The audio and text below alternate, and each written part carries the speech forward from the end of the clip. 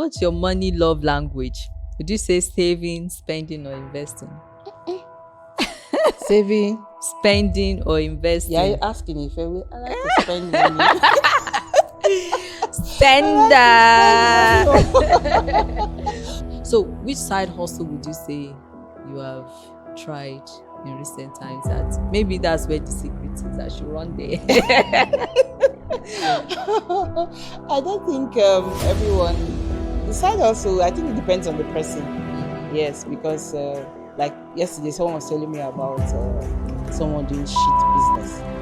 Yeah, so so look at your face. You wouldn't want to do shit business, but someone is doing it.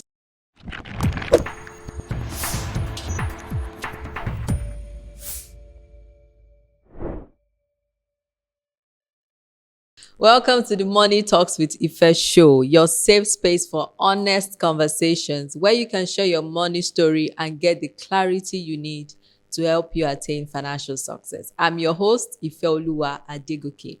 And with me here today is the wonderful engineer Ife. Sorry. I'll be suing Ife. Let me have a go at it again. Engineer Ife. Yes. Thank you so much. It's a pleasure to have you on the show, and thank you for coming on this journey with me. How are you today? Let's just start from there. I'm good. Doing well. Okay. What was the first thing that came across your mind when, I told you about this show, something that we are looking to when we wanted to bring this to life?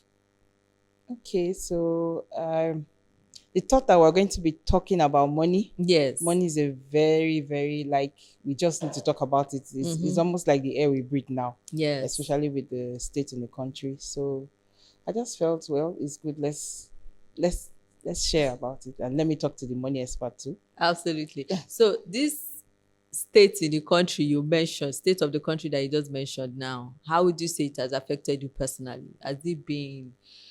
Would you say it's been an upward momentum for you financially, or you're just trying to find your balance, or it's just like we are figuring it out? Which one would you say?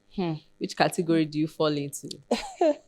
So I think it depends on the opportunities that have come across my way in recent times too, because as a civil servant that I am, it's like we just have to try to see how we manage, every day and everything. But you need side hustles so that you could meet up with demand. So we're still trying to navigate. Yeah, so you fall into the category of we are figuring it out as it goes. Yes. I think that goes for everybody. I think we are all figuring it out. One thing I was telling a friend recently is that this drastic economic change that we've all experienced in the past 1 year to 2 years, I think even the wealthy guys, they felt it. I think everybody felt it. Okay. You are rich, you are middle class, you are lower, everybody felt it. You do feel it one way or the other. You should feel it. Absolutely. Because for business owners, as an example, cost of running business went up. For running day-to-day life, it has gone up astronomically. Yes. And for example, now my makeup artist, the money she used to charge me before, it has now gone up by like 4%, like 400% or 300%. Wow. So you can imagine how cost like that has now impacted running day-to-day things that you do. So I think everybody's feeling it, and everyone is feeling it. We are all figuring it out. Yes. Yeah. So which side hustle would you say you have tried in recent times that maybe that's where the secret is? I should run there. I don't think everyone. The side hustle, I think it depends on the person. Yes, because like yesterday, someone was telling me about someone doing shit business. Yeah. So so look at your face. You wouldn't want to do shit business, but someone is doing it. Someone else is doing scrap. Yeah. So people are doing different businesses, different hustles. They have different hustles. So I think it depends on the personality. Like if I would want to do, I wouldn't want to do a shit business. I don't think so it depends on what I would like to do. I think I'll prefer to do buying and selling or supply or connecting, two business people. This person wants something, the other one wants, and then I just get my cut. No stress. I really love that I like business the no model stress where you part. just get your commission and you move Yes, away from the deal and yes, somebody else yes, does the work. yes. So we have our first caller calling in. Okay. So for you that you're watching us for the first time, we are going to be hearing real life stories from real people and helping you get the clarity you need. So what's Hi your there, good name afternoon. and where are you calling from? My name is Patrick. I'm calling from Lagos. Hi, Patrick. Thank you for calling in. Yeah, thank you very much. Please go ahead Um, and tell us your story. okay, actually, I have a, a question related to my finances, right? And I would like to, because it borders around, choosing the right kind of money to spend on accommodation. Because I'm a new family man. I have a little daughter, and I find it Congratulations. difficult. Thank you, thank you. I find it difficult to, you know, get pay my rent every year, and I feel like, I read somewhere that, you shouldn't stay in a house that is more than your 2 months' salary, right? And it just so happens that, the houses that are my 2 months' salary. Let me break it down. Let's just say I'm earning something like 150,000 every month, and in a year I earn, let's just say I earn less than 2 million in a whole year. And the houses that are my 2 months salary, which is like 300,000 naira for 2 months, are not a kind of house that I would like to raise a child in. They are probably in some ghetto or something. And when I moved to a bigger apartment, I find myself having to borrow money to pay the rent, and it's always looks like a struggle. Do you think my confusion on this matter is it wise to borrow money to pay rent just because you want to stay in a place that is sane enough for your child, or should I just go to those places where my income can afford sincerely? That's the dilemma I tend to face, and I feel like I need some help with that. Okay. So thank you for sharing. I would say your rent now, how many months salary can you estimate that it takes from you? Maybe like 8 months salary or so. Wow, that's significantly high. Right. So Yeah. I commend your desire to actually do well by your daughter, by your child, right? Raise her in a safe and secure environment. But I also Yeah. believe that her dad or her parents being in the settled state of mind and not being in a state of financial anxiety is something that would contribute to the well-being of that child. So as much as Yeah. I see the passion you have to put your family in a safe and secure place, I do think that maybe you should consider options that are more affordable. So it's not, I would say that it's not advisable for you to have to borrow every Mm. year to pay your rent because it's not sustainable. How do Yeah. you keep navigating that? How do you have peace of mind even in the house? How do you plan for other things, your child's school fees, your feeding, and all of that? So I would say maybe you should have a rethink about that particular area. So let me ask you, are you staying on the island? Is it that you moved from Yeah. Ojodu Bega or which area now or to the No, island? So let's yeah, know I moved how. from Yeah, I'm I listening. moved from yeah, I'm on the island though. I moved from a particular place in the island to another place. So I'm in a mini flat, a room and a parlor currently, that is more like in a sane environment, right? It's not like the house is so big or it's anything. It's just that it's in a better place, and it costs about maybe 3 times my former rent. Wow, that's a Uh, significant yeah, jump. Yeah.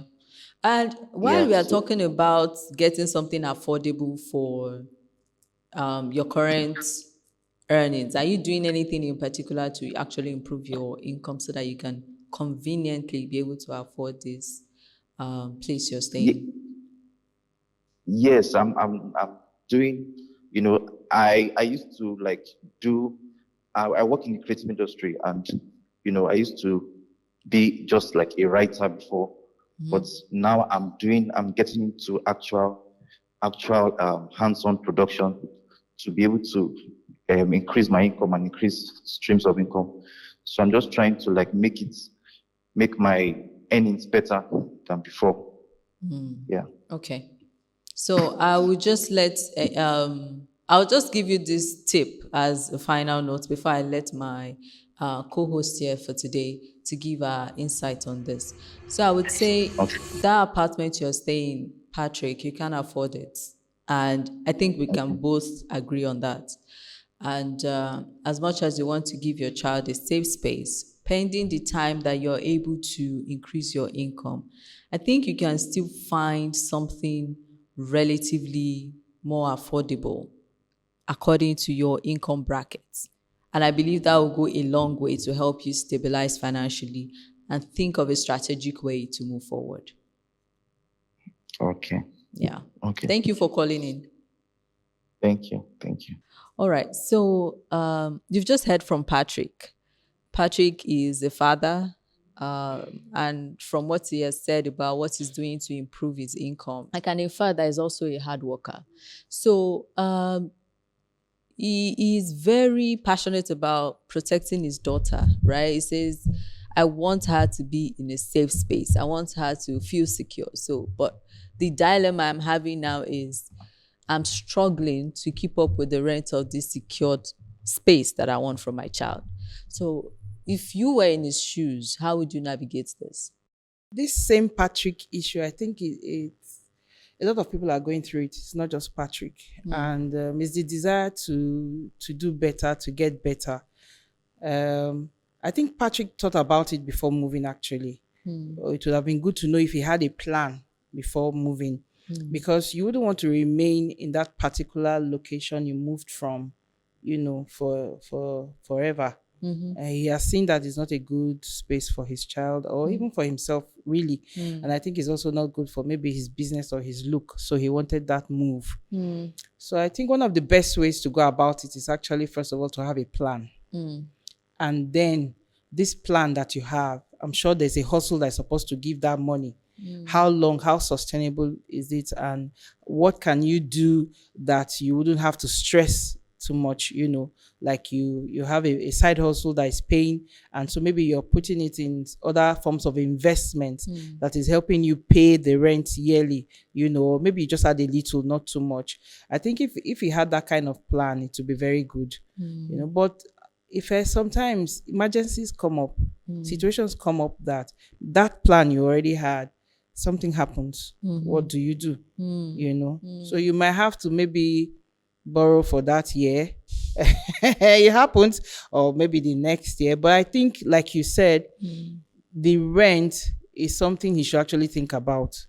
8 months is no, because that means he just has 4 months to spend. He has other obligations at home. Yes, Feeding food, is yes, even feeding, more transport, we were talking clothing. we were talking about how the cost of living has gone up astronomically. Yes. And the cost of feeding has also gone up. Yes. I mean, those are basic needs. So I think one thing that we've come to agree on the issue that Patrick has shared with us is that, one, he cannot afford it. Yes. Two, it feels like he probably didn't plan it well financially. Yes. So wanting the move itself is not wrong. I mean, it's something, as a father, I can imagine what it felt like. Oh, my daughter cannot grow up in this kind of house or environment. So I completely understand that.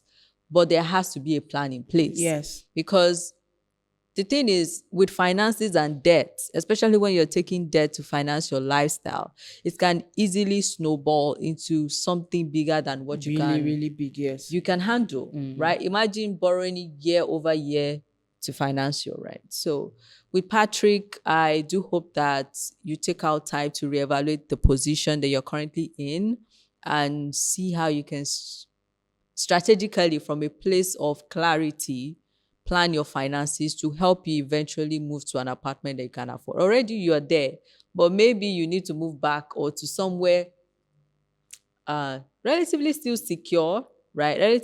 Relatively still secure, but maybe not that place that is costing about 8 months of your salary. That's a lot. So thank you, Patrick, for calling in. There's one thing that we've touched on with this story, and that is the impact of borrowing. People by default run away from loans and borrowing. What is your experience? Have you had to be in a situation where you had to borrow to finance something important, a part of your lifestyle or your day-to-day living? What has been your experience with borrowing? I've had to borrow for business. I've also had to borrow for day-to-day living at a particular time. Yes. And I also know that I've experienced people borrowing for, like I said, you had your emergency funds, you had your life planned out, and then sickness came in. Situations beyond your control, and maybe accidents and all that, and there's nothing you can do about it. You have to borrow, but it's not, like we said, it's not it shouldn't be a lifestyle. The borrowing shouldn't be a lifestyle thing. It can just happen once in a while and all that. I've had to borrow for business, like I said, and at the end of the day, because I was not always personally there to run the business, so I suffered a loss. Yes. So I now spent some more time trying to recover from that, recoup that money, pay back the loan, and then start to, live my life again. So sometimes I think borrowing can be very good. It can help your business, but sometimes you suffer losses that if you are not strong-willed, you may not be able to recover from it. And if you don't have the support of maybe family and friends, oh no, you won't be able to come out. So interestingly, I was at a speaking engagement recently, and the conversation about loans and borrowing came up. Yes. And here is exactly what I shared. When it comes to borrowing for personal use, like a personal emergency, personal life need, yes, I strongly believe that people should learn to leverage more on their relationships. Okay. Especially if you're a person of integrity. Okay. Like you said something now, if it's not something that every 3 to 4 working days, you're calling your friends, okay, urgent 20K, urgent 2K. That just makes you a ridiculous person. And when people see your call, you'll be like, this guy don't come again. I beg, God, I beg. I'm looking at how to balance my life, yes. But if you're a person of integrity and there is a genuine need, yes, there is an emergency, instead of running to these loan shark apps that take advantage of people, you can leverage your relationships. And I was sharing that for me now, if I do need a personal loan, by the time I make 3 to 5 calls, yes, that money will come out by God's grace. If that's you, that maybe your network is very good. So right? I'm talking from a place of some level of privilege. Yes. So there are some people, they don't have family or friends like that. Maybe their friends are on the same level with them. Do you understand? And then they have this need that calls for money. And I think sometimes to meet people to ask for money, even your friends, sometimes it's, especially if you ask the first time, you ask the second time. That's the thing. It's tiring. So you just want to just do it so that, there'll be no stress. Embarrassment. You feel that you'll be able to return it. But I think that is also a bigger, especially the loan that's it's a bigger embarrassment. I think I would rather ask my friends. Yes, with all the experiences, things that have happened, it's better to ask your friend or ask, because... Would you rather keep the embarrassment or shame amongst people that know you? Or they are sending your picture, say, Mr. Chinedu is owing us and he has refused to pay. Yes, I think criminal. It's better. Yes, it's better to just ask your family and friends. Yeah. Yes, and I think it's better for my family and friends to tell me no, or every time you're always asking or give me that kind of insult than that's one of the no. If it's coming from my family, it doesn't pay me. Yes, we chop the body. And that's why are we family and friends? Exactly. So I do appreciate you the lens that you've brought to it. That maybe my advice is coming from the fact that I do have people that can raised the yeah. money for me. Like Enioluwa, I don't know if you know him, the content creator. Okay, yes, He did one skit one time that he sent urgent message to the women in his network. Wow. And people like Toke Makinwa, Toke, the other Toke, Olori Ebi, Vicky James, Diary of a Kitchen Lover. And I think he asked for 1 million. I mean, they were dashing him the, saying, come and collect it and send your account number. Like the next message was, send your account number. And I remember Toke even asked, do you want it in, is it Naira or you want it in USD? Wow. I was like, that's another level. Like you're asking your friend, but like, do you want it in pounds? Yes. Or you want it in dollars? Or whatever.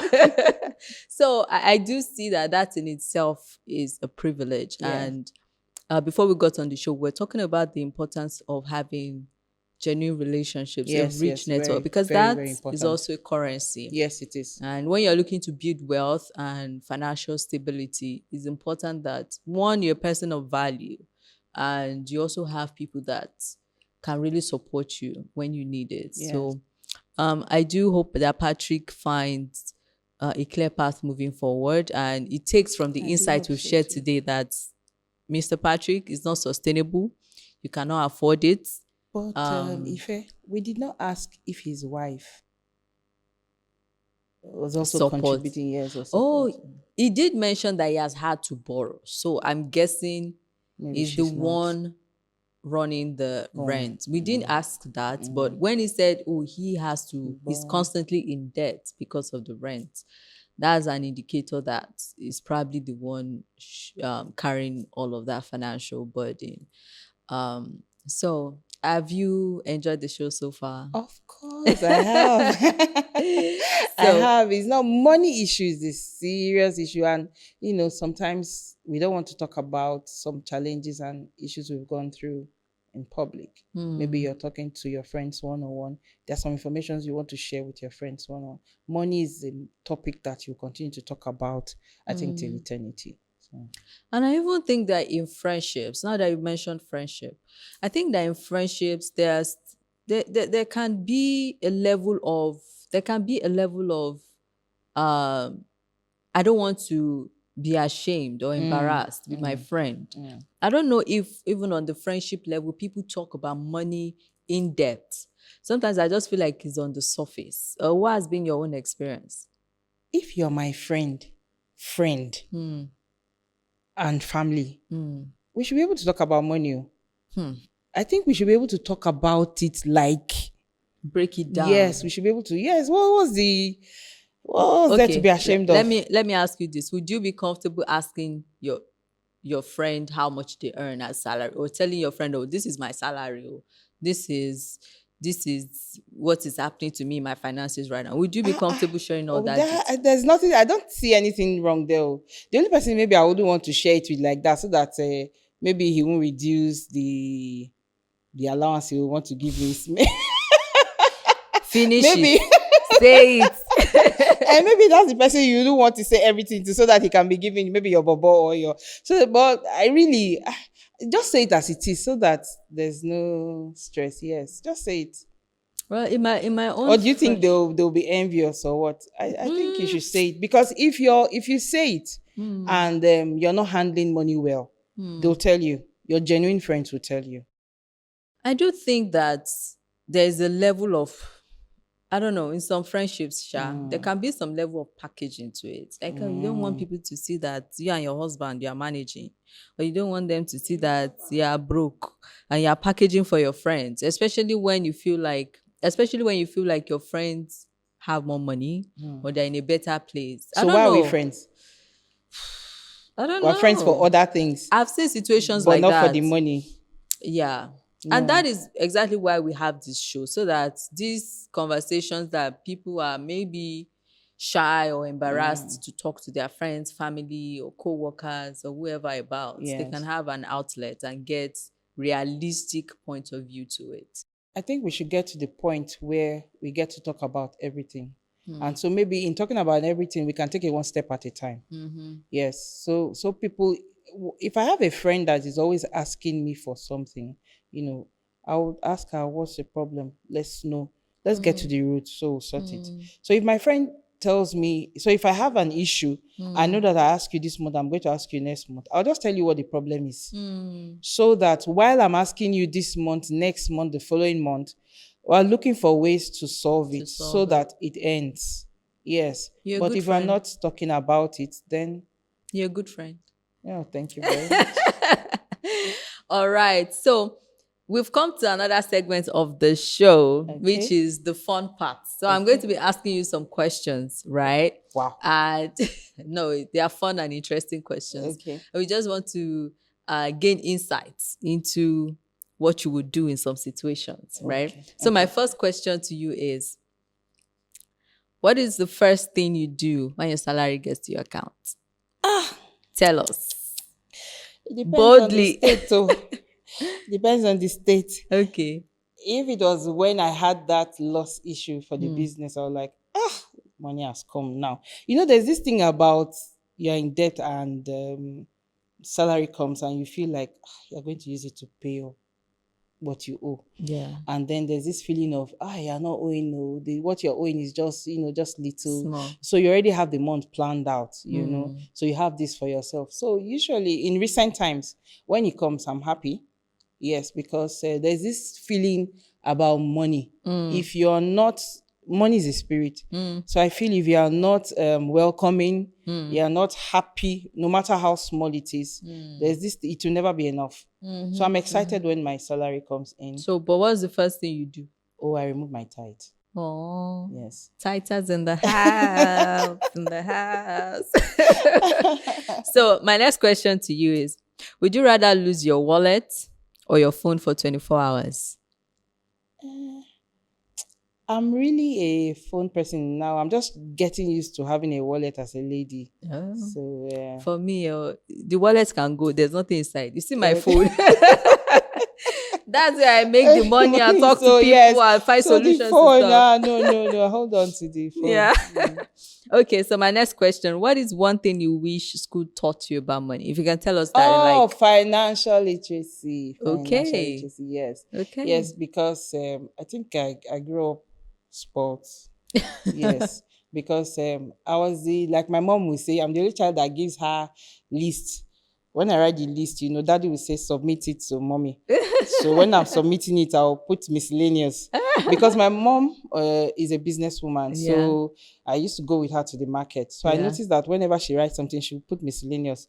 I really did not get what the miscellaneous. So me too, when I write my own school list, I'll write miscellaneous, So I was spoiled, They gave me all I needed for school. That's great. So staying on my own now, so I was like, is this how it really is, There's a lot to learn. Financially, yes. And when I was doing the business, my mom told me that when you receive money from your business, you should be able to put money aside for the business, money for yourself, money for the rent. You understand? So that was a little, financial literacy is very, very important. Very important. So second to the last question, what is one reason you think most people stay broke? Not go broke now, stay broke.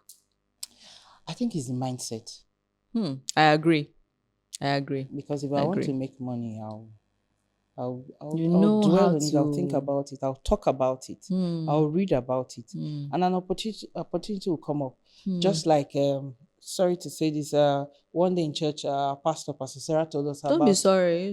Share with us. A pastor told us about this book, Money Won't Make You Rich. And so I got the book and I was reading, and then it talked about you having something you could sell or do, and make money around you that you didn't really take notice of. And I realized that I had this person supplying diesel in the same compound with me. Like I was on the 3rd floor, the person was on the 1st floor. And that period, diesel was scarce. People were really looking for it. And I said, you are looking for diesel in one office. He said, you are looking for diesel that I have at my backyard, So I just took the opportunity and, that's how, that business opportunity opened up. So it's the mindset. It's the mindset. So what's your last question? What's your money love language? Would you say saving, spending, or investing? Saving. Spending or investing? Yeah, you're asking if I like to spend money. Spender. Who But we're doesn't like to learning spend now. We're money? learning now how to save and invest. I like to spend money. For me, I think spending and investing, right? Because man, there's a joy I feel when I see my portfolio. Chook up. Yes, I'm jealous. So now I'm learning and doing that too. That's great. That's great. It's been wonderful having you on the show. Thank you you, so much Ife. for coming. Thank you. And I do hope you've enjoyed your time with us. Yes, I So have. all right. So thank you once again for coming. And from all of us at Money Talks with Ife show, we want to present you this token. Okay, Yeah, thank just you. right here. I'll just set it right here for you so that there you go. Thank you for coming. It's been a pleasure. Thank you. So it's been fun, guys. If you've completely enjoyed this episode, you've learned from the stories, the insights you've shared, stick with us, right? Keep sharing the content, keep sharing your comments, your thoughts. We want to hear your feedback on what you would do if you were in this situation, right? We want to hear from you. So share your thoughts with us in the comment section. There would also be a number on the screen where you can send in your stories or be part of the show where you can also call into the show and share your stories with us. We'd love to hear from you. And lastly, we have something for you. There's also going to be a question in the comment section. So if you know the answer to the question, you might just stand a chance to win some stocks, right? You can kickstart your investment journey or help you further in your investment journey. So be on the lookout for that. And thank you once again. It's been fun.